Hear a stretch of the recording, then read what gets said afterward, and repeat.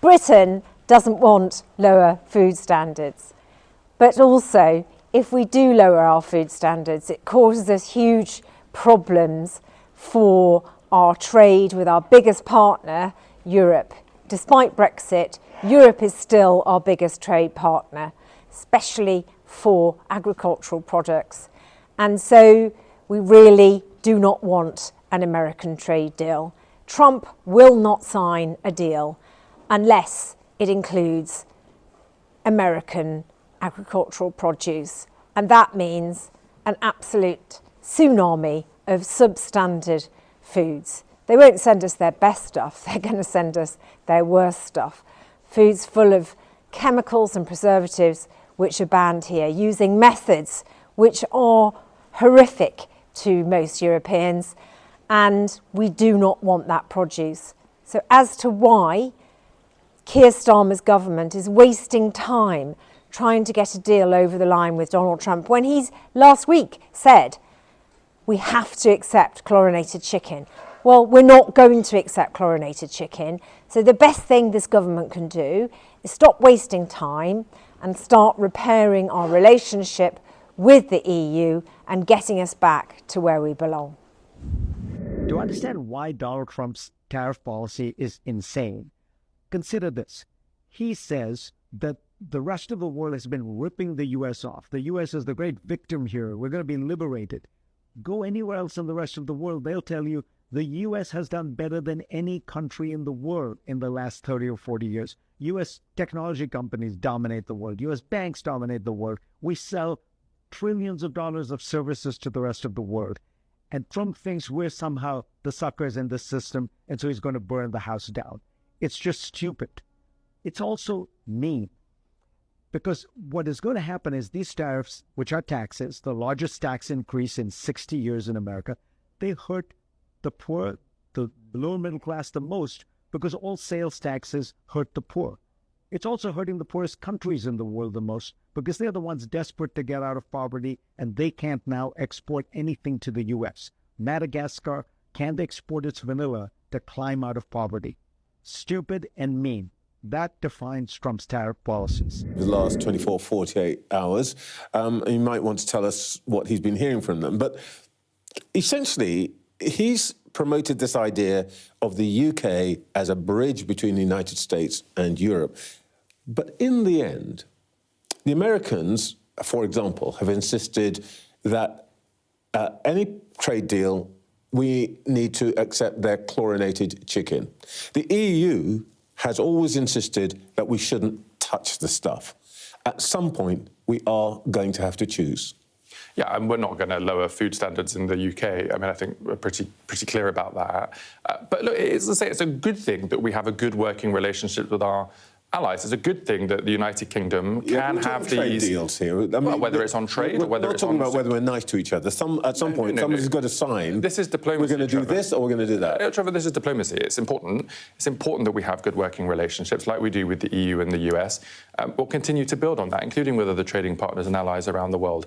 I think it's good that Britain is in a confident, forward-leaning position, fighting for the British economy, but also doing that diplomatic work, coordinating allies across the world on some of these issues. I think people at home like it when Britain can stand up tall in the world and be able to fight for our values and our interests. What I'm hearing here is a cabinet minister essentially saying that we'd love to do some deal with the United States, but it looks like in the end we are going to have to get closer to Europe. So Jaguar Land Rover, okay, maybe the United States is over for a while. They're going to have to retilt towards the European Union.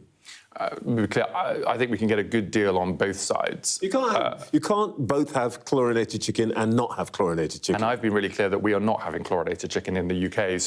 So we can, but that doesn't mean we can't do... no deal with the US? But that doesn't mean we can't do a deal on technology, on energy, on security. Oh, well, that's interesting. Are we going to kill off the digital tax? As I say, the negotiators are in the room right now talking about Is that on the table? These issues. I'm not going to give a running list. Is a digital tax on the table? I'm not going to give a running list about what's being talked about one way or the other than to say, as I've done, that like the chlorinated chicken accusation is not one that that stands up, because we've been clear about our standards on that. But look, our negotiators are out there negotiating with the Americans. We've also got our counterparts talking with our partners in the European Union.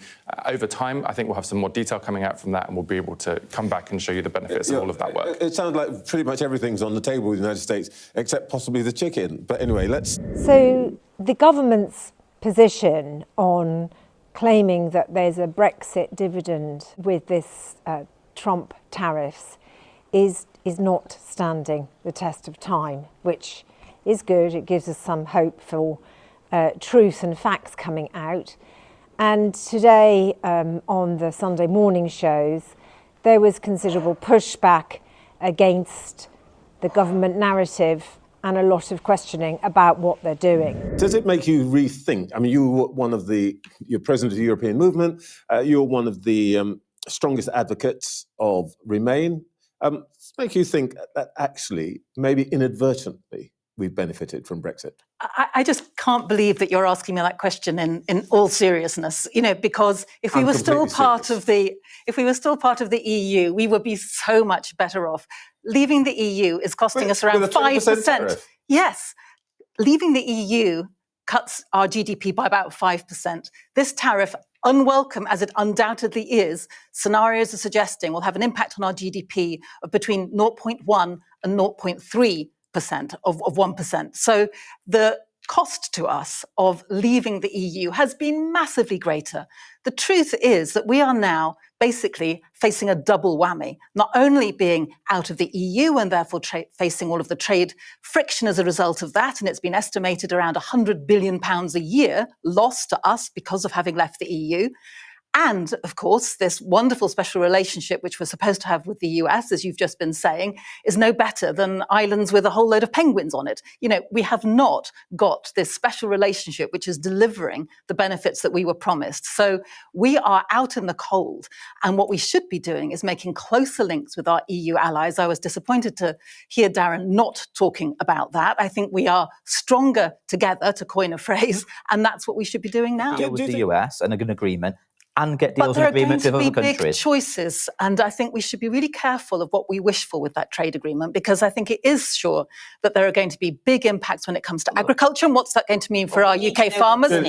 Yes, but we also know that farming is going to be in it. Agriculture is the big wish for the US. He said not, though, didn't he? Darren said very emphatically, no chlorinated chicken. Well, now, maybe there'll be more than just chlorinated chicken. I think there's more things to worry about than chlorinated chicken. We should look at the detail of that. The best way for it to influence the Americans themselves, the working people in the US, would be if they get some retaliation from us. That is what's going to concentrate their minds, not trying to do some deals behind closed doors. China's retaliation will probably do that job. I'm here. The truth of the matter is they're trying to make out that it's possible to get a United States trade deal with a carve-out from agriculture. And this is just impossible. We went through this 5 years ago, and Trump has been adamant. It is a deal which puts America first and American foods first. And that means that we have a whole flood of substandard food coming in here, and then that gummies up our hopes of any improvement of the Brexit trade barriers. And in fact, it would make it worse, and it would cause huge problems for Northern Ireland. Now, Hilary Byrne is the Northern Ireland Secretary. He is hugely familiar with all of this detail, and it beggars belief why we're having to go round this whole route again when we know where it leads. We know that the British public find the thought of chlorinated chicken and hormone-fed beef absolutely disgusting. Whole strong relationships thing. Most countries this week got the same treatment as we did. Brazil, Armenia, Burundi, Niger. None of them's got a king to offer a state visit. Iran, Afghanistan, the USA is pretty much in a permanent standoff with those two. They all got 10%. Where's this confidence that you have that we've got some special thing that's going to produce a great deal? Well, our relationship is very different, the United States, to all of those countries, whether it's on security and but the point of the outcome is the same. Or trade, the trade surplus we have with the United States. We're a large, complex economy, one of the richest economies in the world. And actually, if you were to compare the UK to other similar countries, you'll see that we had a better starting deal. But as I say, we don't... But I don't have to. We all got 10%. They didn't treat us any differently. European Union, 20%, China, 36%. Other large, complex economies, wealthy nations were treated differently. But as I say, we don't say this with any glee. We're not happy about the tariff situation. We don't think it's good for global trade or the global economy, but it does just represent the facts. And now we need to get on and try and get this deal over the line with the United States and to be able to move on. The point I'm just really trying to get at is there's a lot of, I won't say triumphalism, but happiness, to use today's word, the word du jour, that the Oval Office business, the dinners that the Prime Minister and Foreign Secretary had with Mr. Trump, there's a lot of coming back and telling people like me that this is going to be great for us. But in the end, all the bowing and scraping, all the offers of dinners and all the rest of it made absolutely no difference. I don't think that's true. I think the facts are very clearly to the counter of the argument. And look, there's a good thing that the United Kingdom has a good working relationship with the United States, as we do with the European Union and other allies around the world. It's a good thing that the Prime Minister has struck up a good relationship. Say that about Iran. They still got 10%. Well, it's a good thing that our Prime Minister, which is also very different to that situation, has a good relationship with the President of the United States of America. It's always worked well for us as a country when we use our diplomacy and our ability to be able to influence the world and shape the world in our interest as best as we can, and that's what the Prime Minister and the government is doing. All right, well, let me put this from the other side of this question, perhaps. You'd obviously preferred if there's no tariffs, but would you accept that Brexit has in fact protected us from the 20% hit being faced by the EU? You've mentioned it already this morning. We've been treated differently to the European Union. That's correct. That's part of the Brexit. That's a Brexit dividend. It is. There's one. I've struggled to find one in the past, but there is one. We've ended up with lower tariffs. It's a pretty big one, isn't it? Yeah, it's good. But look, what we're not going to do is pick or kind of trade off the United States. If they push ahead with a trade deal with Trump, which includes lowering our food standards, there will be a kickback. The problem that we've got in the Labour Party is that they are being influenced, heavily influenced by Maurice Glassman, who invented this group called Blue Labour. And really, between him and Nigel Farage, there isn't much. The TUC have come out this weekend. They've done a poll of 5,000 members, and 66% of them want to get back closer to the European Union. The Chamber of Commerce wants to get back to the European Union. The city wants to get back to the European Union. Literally, nearly everybody in this country recognises that Trump is not a reliable partner either. Canada and Mexico have a free trade deal with the United States, and they still had huge tariffs slapped on them. Why do they think that getting a trade deal is going to make anything better? This is not a zero-sum game, right? We can negotiate with the US. We need to get the best deal for the UK, absolutely. But we really want to see a closer relationship with the EU. Like our businesses still say after 4 years, it's really hard trading. You know, sometimes it's quicker to get your goods to the US than it is over the border in France. We should be reuniting with Europe, with our friends, allies, and we should be working together with them as a group against Trump and against Russia. That is where our best interests lie. But at the moment, we are being very, very poorly led, and our leader is being poorly advised. And so we need to do whatever we can and put on pressure on MPs, particularly Labour MPs, and make demands, because trying to push through a reality which only a small number support is not going to last. This government will break.